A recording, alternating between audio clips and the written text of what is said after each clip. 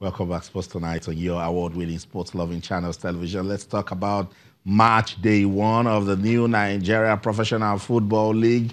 Did you follow it? A lot of interesting results. El Kanemi won in the dying minutes in Akwa Ibom against Akwa United. But the one that is getting everyone talking, some of us were worried, is that match between Plateau United and FC Fanyo. But I didn't produce goal. It ended goalless. But referee Samuel Agba from Cross River State had to run for his life because once again, what we have been talking about is still playing in our league football. You see what I was saying? The league hasn't been around for quite some time. And then we didn't just look at those things that we need to do so that when it comes, it'll be good for television. You'll see an amateur video now. You see the amount of security that was trying to, protect the referee. But the good thing is the league, that's it right there, customers. So, match ended 0-0. It's the start of the new season. Nobody lost anything or trophy or that one ticket to qualify for one championship. But I don't understand why we keep seeing this sort of thing in our football. Now look at that guy with that chair. Throwing the chair. To who? Wow. I mean, it's so sad. I saw this video and I felt very, very, very, very sad about it. And at this time, it's the kind of thing that had to come out. I became aware of this video when a press release signed by the secretary, media secretary of the Nigerian Referee Association, Kelechi Mejubi, highlighting what happened and looking toward the LMC and of course the Nigerian Football Federation to do something about this. And they came out to say that they will not go back to just until the LMC, the NFF, do something about this. And later on, I saw this video, and it's a very, very sad one. So sad, and it's not it's something that should not be seen in the league. We will get more. We will get more because it's just the start of the league, and we are saying this. We will keep tackling the issue of hooliganism until it gets out of Nigerian football. It's going to be difficult, but we will curb it to a point where we know that when things go wrong, it's because they just had to go wrong. Plateau United's punishment. Yes, they won't go unpunished because this is the Nigeria Professional Football League. We have to be professional.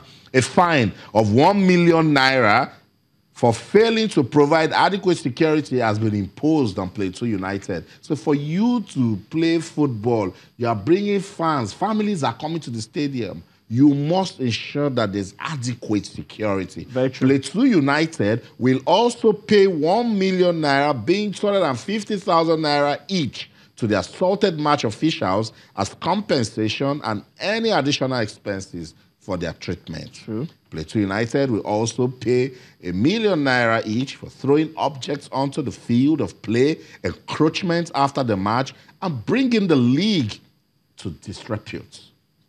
Plateau United will play its next 3 home matches at the Ilori Township Stadium. Yes, so it means the fans have said to us now that you can't come and play football here. It's not safe. So they will go to Ilori now to play their football. Plateau United shall forfeit 3 points from their accrued points should they breach similar league rules in the course of the season. We mean business. We don't play. Plateau United are also required within 7 days to identify and ensure the apprehension and prosecution by relevant security agencies of one Atahiru Babayo named by the match officials for leading the assault. Failure to ensure that Atahiru Babayo and other culprits are apprehended and prosecuted will lead to Plateau United paying a fine of 25,000 naira per day until the culprits are brought to book. You know what? I mean, these are very hefty fines. But as far as I'm concerned, there is a slap on the wrist as far as I'm concerned. When are we going to start having these teams having deductions? That's what they say. Repeat it again. That's the thing. Why should there be a repeat? I mean, immediately, see, this is just it. When we start making things an example, a scapegoat, these things will not happen. Yeah. 4 teams will be relegated from the 2 groups, isn't it? Yeah. Making it 8. So, I mean, start it by now so that they will start knowing that they mean business. I mean, you're forfeiting 3 points. 3 points, especially when they do it again. No, come on, it's not done. Let them forfeit it. And of course, I like the fact that they have given them 7 days. And I hope that this thing doesn't look like what happened with Heartland last season, where Heartland were given almost same fines and we didn't hear anything about it again, especially with the person that has been cited. Now, this Atahiru Babayu should be arrested. When he's arrested, I mean, look at what is happening in the English Premier League, for example. When they identify somebody, quickly they are arrested, they are questioned, and of course, they are banned from the stadium. I think this is what should happen. This is a very good fine, but at the same time, you make it hefty. Plateau United should be made to pay for this thing that they did. Okay, let's go to Jos. Our correspondent, Yemi Kosaka. Yemi was at the stadium, but when things got heated, I had to be said, Yemi, it's good to have you on Sports Tonight. Yeah, evening. Okay, so we are analyzing that match between Plateau United and FC Fanyuba, and I'm looking at it that it was the first game of the season. It ended goalless. At what point did things get messy? Well, it's sad. During the game, actually, towards the end of the game, when the situation became a bit worse, and the fans were getting agitated when they felt that they were being unruly treated by the referee. They believed there was a penalty call that the referee didn't give the home team, and of course, there was apprehension at the stands, and of course there are lots of insults and abusive language here and there. And eventually, when the match ended goalless, then there was an invasion onto the pitch, and the few security personnel that were at the stadium tried to rescue the center referee, his assistants, as well as the fourth official. And in the course of doing that, the fans also chased them. As you saw in that footage there, they were chased to the dressing room, and the troops or personnel of Operation Safe Haven that were present there were able to secure the safe passage of the match officials into the dressing room. What transpired in the dressing room, I couldn't say, but what I saw after the match, the invasion on the pitch, and the referee running for his dear life is a sore taste in the mouth. It's not good enough for Nigerian football. And with the decision taken so far by the LMC, it's going to send a strong signal to other club sides that you need to provide adequate security in your stadium. You can imagine a family coming to watch a match, and at the end of the day, this kind of a thing happens. There are children that came to watch the match with their parents, and because the fans have been starved of football action, and when they saw the opportunity to come over, they came with their family. And seeing this happening, it's an embarrassment, and it's not good enough for Nigerian football. It's really embarrassing. So now the LMC, they have banished Plateau United to Ilorin for their next 3 matches. With what you've been hearing right there in Jos, how are the fans taking that decision? It is a big, big disappointment because Plateau United, no doubt about it, has a good followership. And of course, even if the matches are played during midweek, you will see the stadium, the new stadium, at least a section of it, having an appreciable crowd. But with the banishment to Ilorin, fans are not really enjoying it, and they are not happy about it. Definitely, they are not happy about it, that they will not be able to see their team playing in Jos.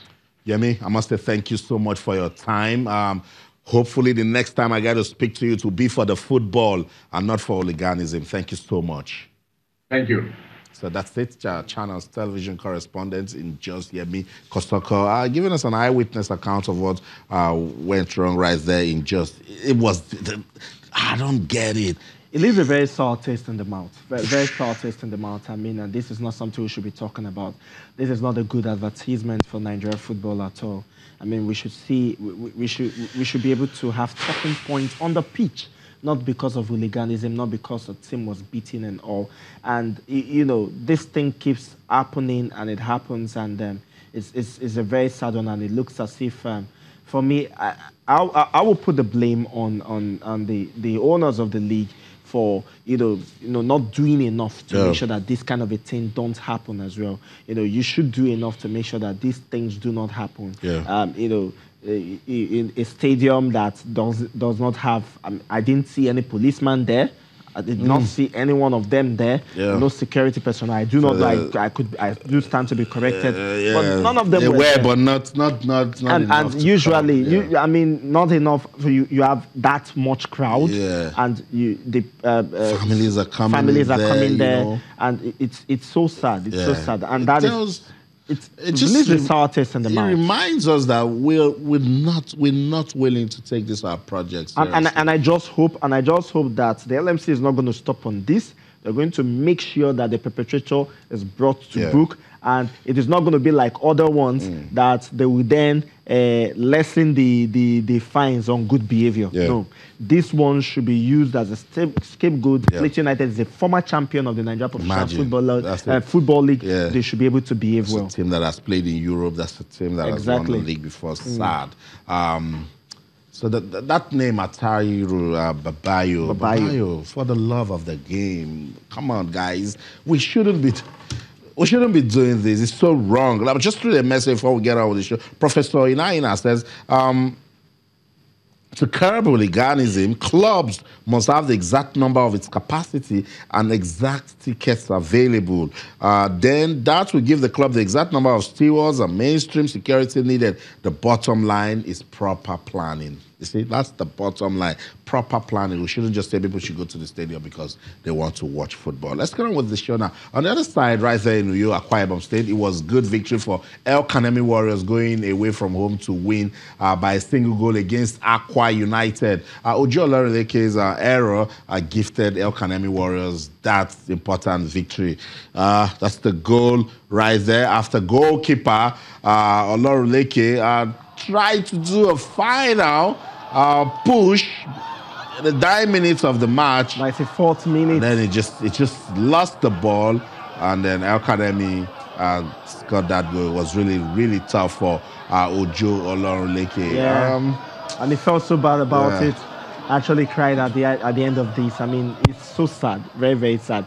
Now this is the football talking points I'm talking about. That's what I can talk about it. Yeah. I mean, I can talk about this. What went into his mind? Why did he, I think I tweeted about it. I was like, what was he thinking? What was he thinking? But then it's the rush of the moment. It happens in football. I know. So that's tough time for Ojo right there. Teammates did what was expected. Go right there, let him know that, look, don't take it so hard. These things happen, so... and fans didn't get to come down and start saying, Ojo, we will crucify you, we will finish you. I mean, why did you do what you did? That's the story here for me. So Players it's came football. around. So, I mean, this is it. This is it. If it happens in some places, you'll probably be taken out of here with security. I mean, this is just what we're talking about. Good advertisement for Nigeria. Yeah, it's not do or die. Yes, the guy is sad about it, but... And he apologized to the fans today. He did. And hopefully we'll get to hear him talk tonight on the show. So let's go get some talking points from the coaches after that match against LMC Warriors.